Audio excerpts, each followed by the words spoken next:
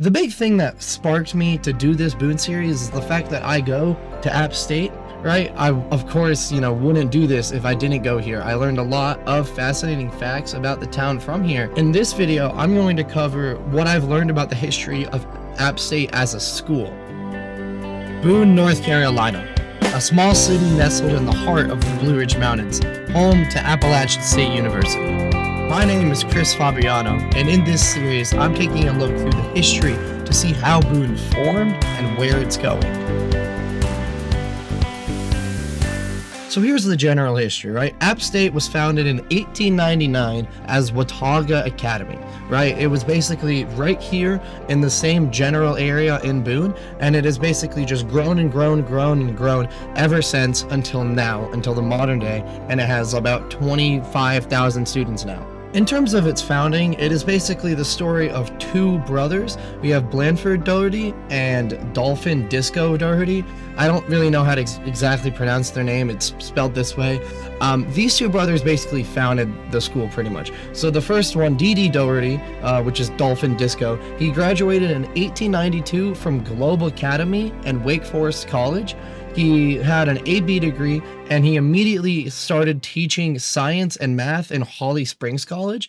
And then his brother worked at Cove Creek High School and New River Academy. He worked at Marshall High School, which is in Lenoir. Then he went to Wake Forest. He was allowed in after some probation at Wake Forest, and he worked at another school for about a year before they founded the school. And then in 1897, the two brothers came together and started their idea for this new school.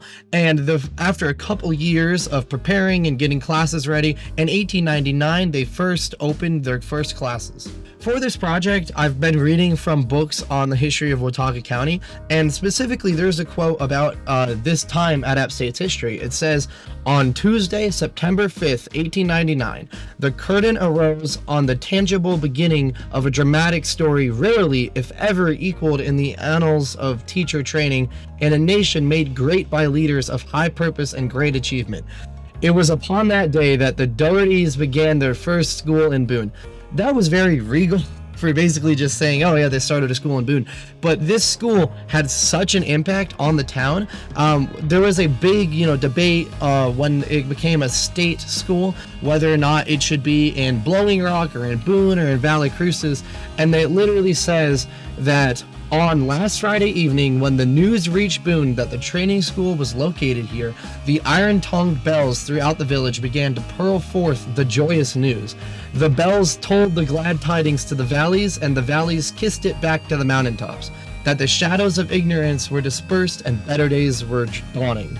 So the town of Boone at this time had about 200 people. So getting a school, even how small, was amazing, right? They needed something. And you can see now, Boone isn't really necessarily just a college town. There's other stuff. But without App State, Boone would not be this prosperous. So get this, right? When the school originally started, it offered 3 courses. You can take a common course, which is basically just the general studies of everything. You can take an academic course, which I don't really know the difference there, but I think that's more specifically like science and math. And then you could take a 2-year collegiate course, which is just farther advanced studies. And all of this was basically to train teachers. That's like the number one thing they did. Instructions were given in music, art, and business. And get this, tuition was around $1 to $3 per semester, which is just, can you believe that? And room and board was $6. So App State has had around 5 different names. The names are Watauga Academy, which was 1897 when they first thought of the idea, to around 1903. Then it was the Appalachian Training School, which was 1903 to around 1925. And then it was Appalachian State Normal School, which was 1925 to 1929. Then it was Appalachian State Teachers College, which was 1929 to 1967. And then the last one was Appalachian State University, which is 1967 to now. And the most recent one, the most recent name change, was because they wanted to start serving all majors and everything like that. There are many students who are not teachers, right? It's still a very strong focus here. but it's not just a teacher school anymore. But for the first like half of their history, it was pretty much unanimously about teaching teachers. Now, App State's purpose has definitely changed over time. Originally, it was the college, but it was also connected to a high school, and they taught both, right? And then over time, it has changed. So when it got called the App State Normal School, they wanted App State to teach other courses. And then around 1925, when they changed the name back to Appalachian State Teachers College, the legislature in North Carolina wanted specifically for App State to be a teacher school, not to just teach anything. In their new charter from 1925, the law clearly states that the central purpose of the Appalachian State Normal School shall be to prepare teachers for the public schools of North Carolina. The number one thing that actually represents the growth of App State is the campus. Last semester for my freshman seminar class, I chose a class about landscapes and campuses and stuff. And for our final project, I had to make a map of campus in 1920. On the map, I basically had to go through the list of App State's website to see when buildings were built, when they were torn down. And I can see, the difference in roads, the difference in buildings, and that has just grown and grown and grown. But you can see that the campus of way long ago is completely different than it is now, right? The roads are different, everything else is different, right? The railroad that used to run through Boone, Tweetsy Railroad that got destroyed by the 1940 flood, that ran right along where River Street is right now. So that main street that every person takes when they go to App State, that is where the old railroad used to be. And then all of those roads in the old photos are pretty much either completely changed or just gone altogether. I also learned that a lot of universities, just like App State, will put together comprehensive building plans for the next 5 to 10 years.